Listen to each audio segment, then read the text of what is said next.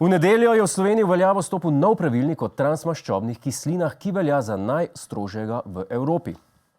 Najvišja dovoljena količina transmaščob je po novem 2 grama na 100 gramov katerega koli živila. Tako je naša vlada vsebnost zdravju škodljivih transmaščob znižala na minimum, kar pomeni, da ali resnično skrbi za zdravje svojih državljanov, ali pa želijo stranki Desus zagotoviti dovolj volivcev tudi na naslednjih volitvah.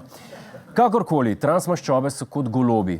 Z njimi je samo sranje in takoj, ko se preveč namnožijo, jih je treba odstraniti.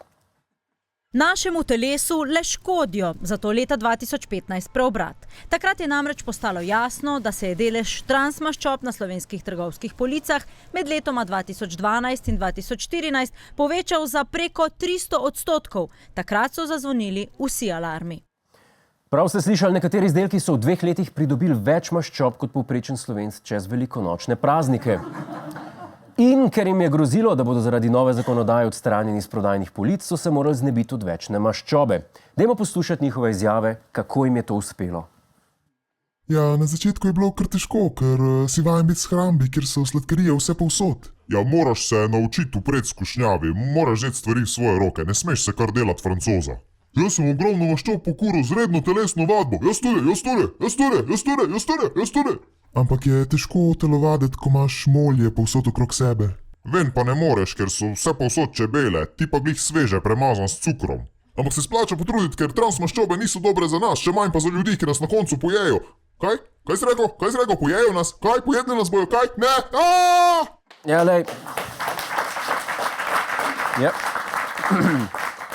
Hvala našim preživelim borcem za njihove izjave. Ker je torej s tem tednom začela veljati nova zakonodaja, smo se morali Slovenci posloviti od okusnih transmaščob, ki smo jih poznali vse življenje. Poglejmo si, kdo vse nas je zapustil. We'll meet again,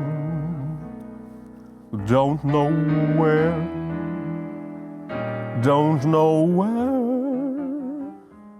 but I know we'll meet again some sunny day.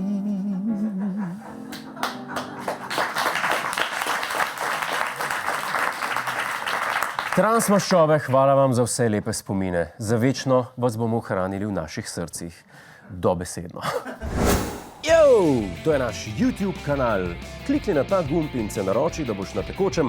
Polajkaj nas tudi na Facebooku in na Twitterju. Pa po pameti!